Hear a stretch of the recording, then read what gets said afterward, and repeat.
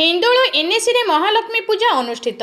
ढेंकानाल जिला हिंदोल एनएसी रे 12 गोटी पूजा मंडप रे पूजा पाउछन्ती मां अन्नदात्री। कुमार पूर्णिमा ठारू आरंभ होई 8 दिन व्यापी महाजाकजकम रे चलीथिला एही पूजा। अंतिम दिवस रे पूजा मंडप निकट रे प्रबल जनसमागम देखिबाकू मिलिथिला।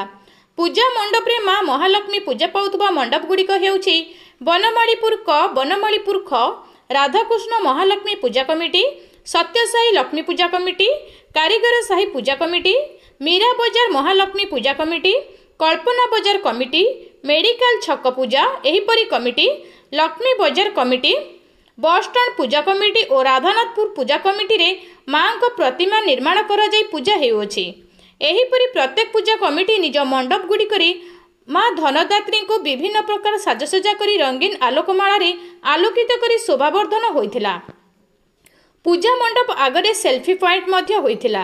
मां महालक्ष्मी को दर्शन करने को आसुथबा दर्शक माने निज परिवार सहित सेल्फी पॉइंट रे फोटो उठाई खुशी मनाउथिले।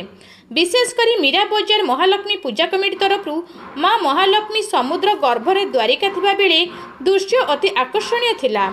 रंगीन तोरण और आलोकमाला रे सौंदर्य वृद्धि करिथिला उक्त मंडप।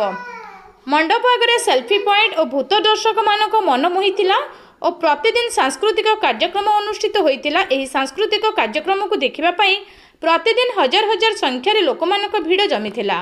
दर्शक माने पूजा देखिबा सहित नाच गीत देखि आनंद उपभोग करिथिले।